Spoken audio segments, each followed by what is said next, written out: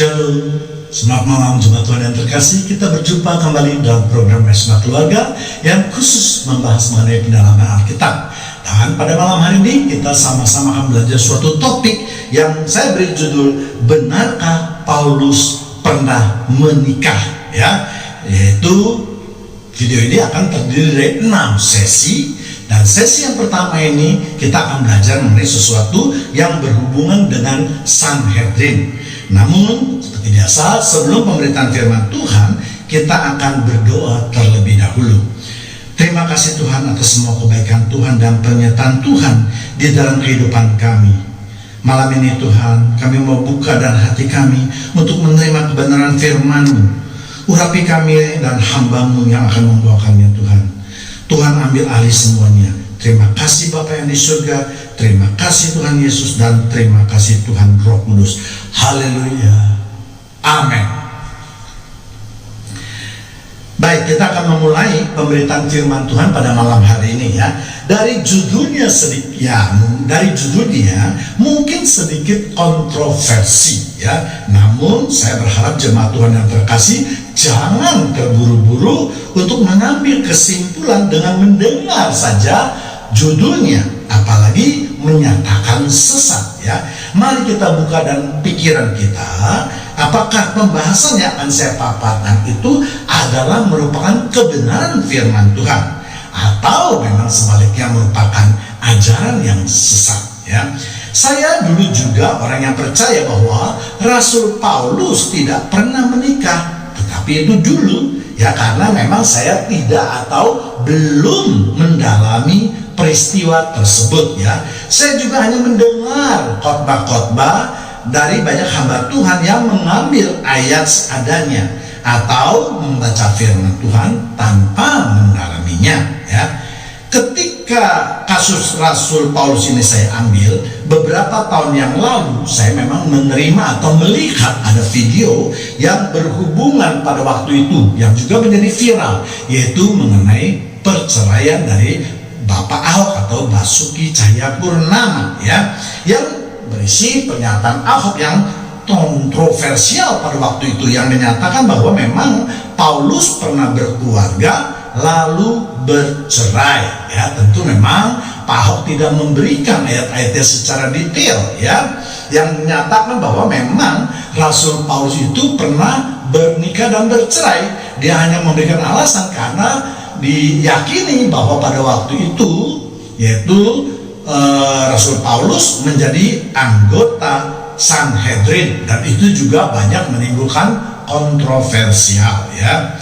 Inilah yang mengusik hati saya untuk mencari kebenaran firman Tuhan, dan memang firman Tuhan ini akan bekerja dengan baik dan sempurna dalam memecahkan berbagai masalah kehidupan manusia jika kita mau mencari jawabannya atau mau mendalaminya ya. Sebelum saya membahas mengenai pembahasan, saya ingin menegaskan terlebih dahulu bahwa kita harus sepakat terlebih dahulu bahwa firman Tuhan ini tidak ada yang berlawanan atau kontradiksi ya.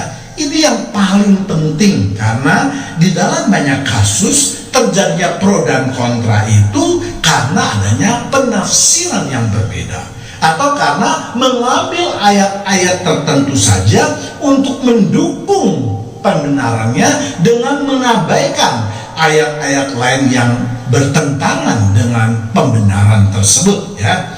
Memang melakukan penafsiran sepanjang sesuai dengan Alkitab adalah syah saja, dan saya sangat menghargai perbedaan pendapat tersebut. Namun jangan juga kita mencari pembenaran ya, yaitu misalnya saja di dalam suatu kasus ada 3 ayat yang menunjang, sedangkan menunjang maksud saya memberikan jawaban iya atau mendukung penafsiran tersebut. Namun misalnya ada 5 ayat yang menyatakan sebaliknya, bahkan tidak usah 5, ada 2 atau 1 ayat saja yang menyatakan berlawanan. Ini yang harus kita dalami, karena sekali lagi firman Tuhan adalah ya dan amin. Tidak boleh terjadi kontradiksi bagaimanapun juga penafsiran yang akan kita lakukan ya. Untuk itu maka harus sebagai pengkhotbah kita harus sangat hati-hati di dalam menafsirkan firman Tuhan. Dan inilah sumber masalah dalam penafsiran tersebut sehingga menghasilkan pro dan kontra, ya. Seharusnya menurut pendapat saya itu sama sekali tidak boleh terjadi, karena yang tadi saya katakan firman Tuhan itu tidak boleh berlawanan, ya, kecuali memang dinyatakan oleh Allah sendiri, ya. Misalnya mengenai pengertian hari Sabat, ya, ataupun mengenai sunat, ataupun mengenai makanan najis atau haram dan tidak halal, ya. Itu semua tentu karena Allah yang membuat hukum tersebut, tentu hanya boleh Allah yang merevisi atau memperbaiki atau memperbaharuinya. Manusia tidak dalam kuasanya untuk menyatakan bahwa oh ini ayat sudah tidak berlaku, oh ini ayat yang boleh berlaku, kecuali sekali lagi dinyatakan oleh firman Tuhan atau hukum Tuhan. Kalau hukum Tuhan sudah menyatakan yang lama tidak berlaku, yang berlaku yang baru, tentu kita sebagai umat juga harus taat dan patuh terhadap perintah tersebut, ya. Pemahaman ini penting untuk menyatukan pendapat kita agar jangan sampai pemberitaan firman itu bukannya memberkati tetapi malah membuat masalah, menimbulkan pertentangan yang pada akhirnya justru akan menimbulkan perpecahan, bahkan mungkin bisa perdebatan yang tidak ada ujung pangkalnya, ya. Karena saya sering juga melihat perbedaan-perbedaan tersebut di kalangan gereja yang akhirnya malah membuat perpecahan atau bahkan mungkin permusuhan karena adanya saling bersitegang untuk mempertahankan pembenarannya, ya. Contohnya ya kita semua sudah tahu, ya, ketika COVID mulai melanda Indonesia ada dua pendeta besar yang bertentangan, ya, dan kedua pendukung ini saling berkelahi di medsos. Apakah ini yang disebut dengan firman Tuhan, pemberitaan firman Tuhan, gunanya firman Tuhan, ya? Tentu tidak jawabannya, ya. Dan program pembahasan ini akan saya bagi 6 sesi. Sesi yang pertama yaitu apakah itu Sanhedrin.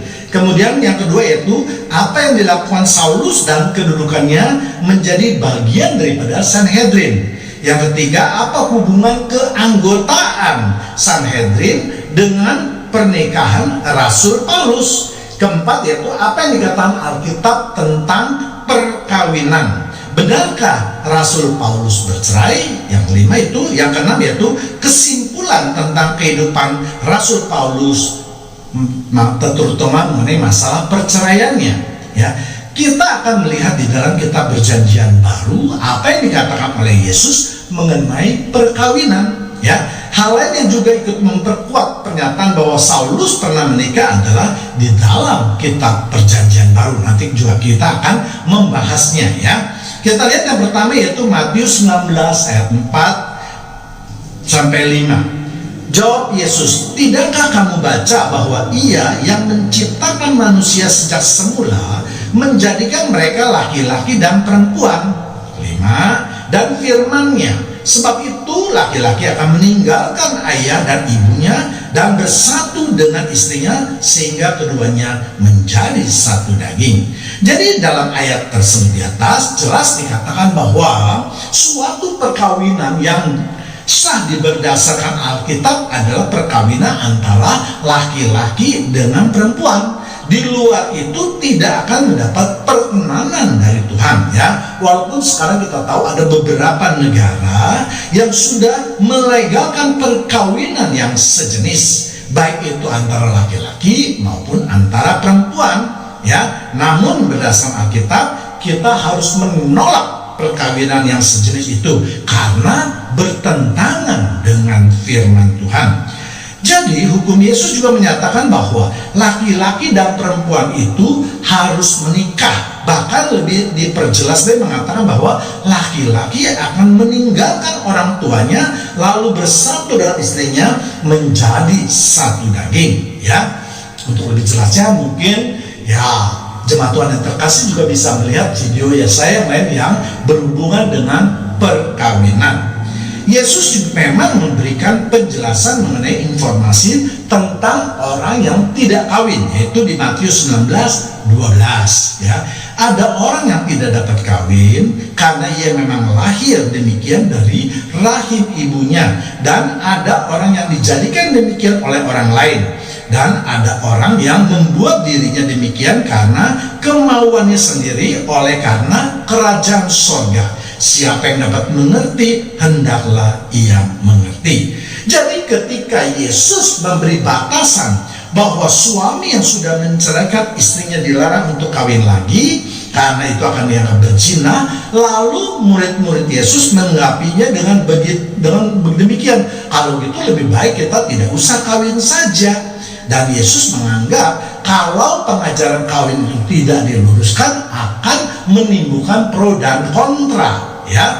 Ini juga berarti melanggar firman Tuhan yang berfirman supaya manusia beranak cucu dan berkembang biak serta tidak baik hidup seorang diri. Lalu makanya Yesus memberikan penjelasan bahwa untuk tidak menikah harus ada 3 alasan yang kuat. Yang pertama yaitu mereka yang tidak dapat kawin karena memang bawaan dari lahir, misalnya karena tidak mempunyai alat kelamin, atau tidak mempunyai organ seks, atau organ seksnya itu atau alat perkawinannya itu ya tidak bekerja dengan sempurna ya. Kemudian kedua itu mereka yang tidak dapat kawin karena dijadikan oleh orang lain ya, misalnya yaitu sida-sida, yaitu laki-laki yang dijadikan pengawal untuk selir raja yang dipotong alat kelaminnya ya. Yang ketiga yaitu mereka yang tidak dapat kawin karena pilihannya sendiri ya, karena kerajaan sorga tadi dikatakan, misalnya para pastor,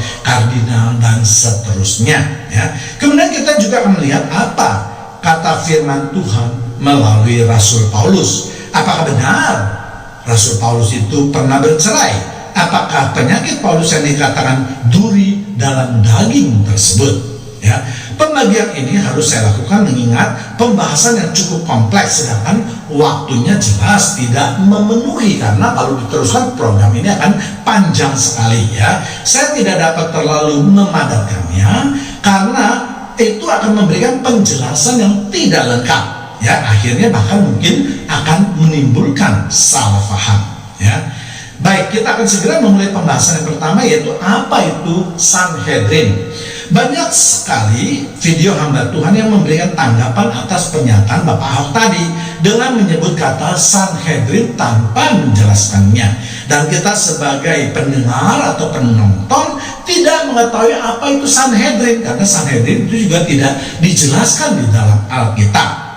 Di dalam terjemahan KBBI, Sanhedrin itu adalah mahkamah agama dan mengenai pengadilan atau kekuasaan mahkamah itu yang tercatat di dalam Perjanjian Baru, yaitu ketika Yesus diadili, yaitu Matius 26 ayat 57 sampai 68, maupun Rasul Paulus juga pernah diadili oleh mahkamah tersebut. Kisah Para Rasul 22 ayat 30 dan Kisah Para Rasul 23 ayat 1 sampai 11 ya.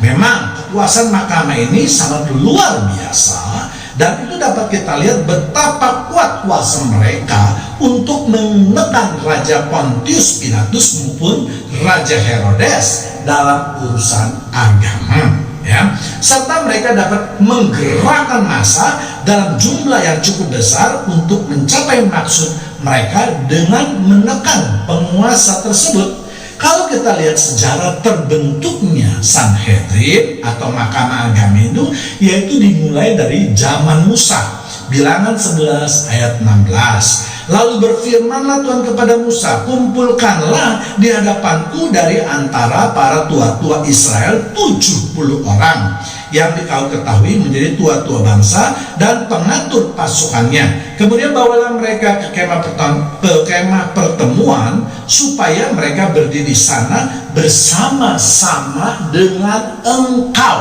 ya.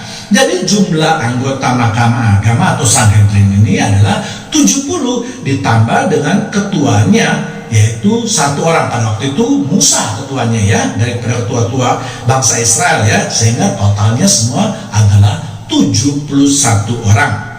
Dan pengurusan ini diteruskan hingga turun-temurun hingga pada zaman Yesus. Dan keanggotaan mahkamah ini dapat dibagi juga atas 3 bagian. Ya, yang pertama yaitu para penatua. Siapa itu para penatua? Yaitu wakil rakyat yang paling terpandang dan tidak berasal dari keturunan imamat ya. Yang kedua yaitu para imam agung, yaitu para bekas imam agung yang sudah tidak menjabat lagi, dan para anggota keluarganya yang biasa mencalonkan diri menjadi imam agung ya. Kemudian ketiga itu para ahli kitab suci, kebanyakan dari golongan orang Farisi ya. Nah, penjelasannya adalah golongan pertama adalah penatua, maksudnya adalah kumpulan orang-orang tua yang memang sudah berpengalaman dalam bidang keagamaan dan terpandang di kalangan masyarakat.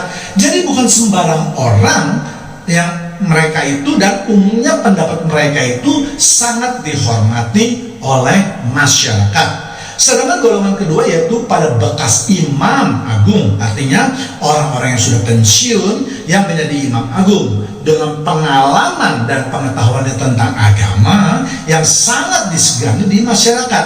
Mereka sudah biasa mengadili atau memberikan pendapat ataupun hukuman bagi mereka yang dianggap bersalah di bidang keagamaan. Sedangkan golongan ketiga yaitu mereka kumpulan anak-anak muda yang juga amat mahir di bidang keagamaan ya.